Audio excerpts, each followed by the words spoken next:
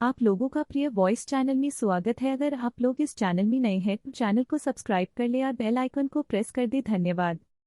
हम सभी जानते हैं कि प्यार एक ऐसी फीलिंग है, अगर किसी इंसान को किसी से प्यार हो जाए यो वो बस उसी इंसान के बारे में सोचता रहता है। कम शब्दों में कहे तो प्यार एहसास है जो बस उसी इंसान के बारे में दिन रात सोचता रहता है, उससे मिलने की चाहता रखता है। हमेशा एक ऐसी ही रोशन और भावना की कहानी सुनाने जा रहा हूँ जिनकी कहानी अधूरी रह जाती है। अधूरे प्यार की प्रेम कहानी। दोनों की प्रेम कहानी बिल्कुल फिल्मी थी। पहली नज़र में एक जैसा प्यार। शायद यही कारण था कि मन के किसी कोने में एक उम्मीद थी कि इस कहानी का अंत अधिकांश हिंदी फिल्मों की तरह होगा, आनंददायक होगा। भावना और रोशन ने प्यार करने से पहले कभी कुछ नहीं सोचा था, लेकिन एक बार प्यार में पड़ने के बाद दोनों बहते पानी की तरह आगे बढ़ गए। जल्द ही शादी करने के इरादे से रोशन ने एमबीए संस्थान में प्रवेश लिया जो नौकरी पाने का वादा करता है। रोशन भी जल्दी में था क्योंकि भावना के घरवाले एक लड़के की तलाश कर रहे थे। किस्मत और मेहनत रंग ला रही थी।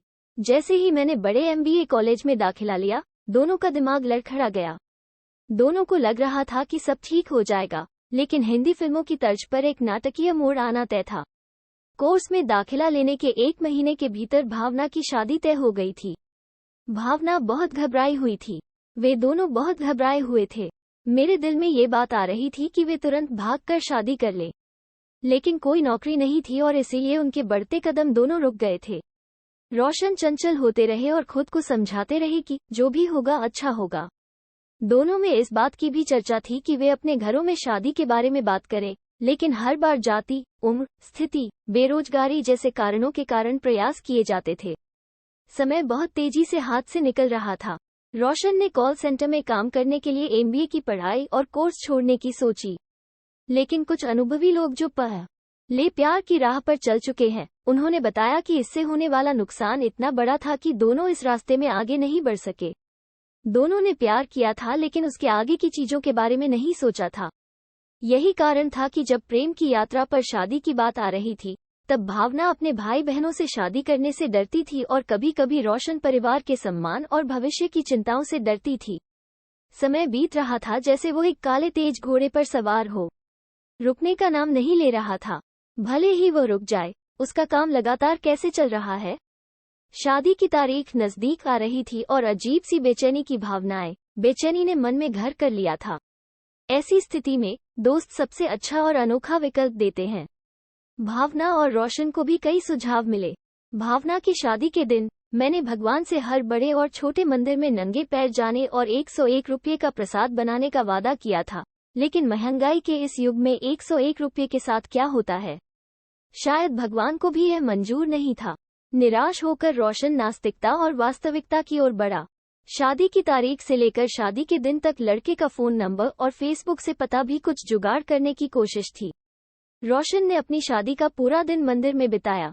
कुछ उम्मीदें अभी भी बची हुई थीं, हालांकि सूरज ढलने के साथ ही वे तेजी से घट रही थी। आर्यन ने अपने जीवन में बहुत सी हिंदी फिल्में की थी, इसलिए शाम के अंत में मैरिज हॉल पहुंचे।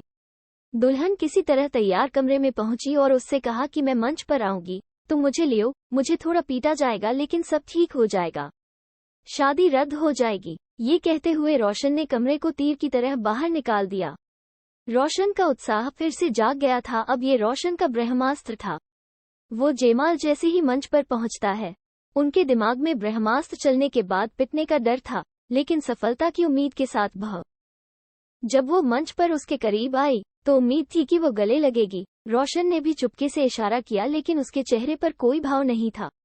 लेकिन कुछ मिनट रुकने के बाद फोटोग्राफर ने रोशन से कहा, भाई अब उतर जाओ। एक ही झटके में रोशन अपनी सपनों की फिल्मी दुनिया से असलियत में आ गए थे। भावना किसी और की जिंदगी बन गई थी।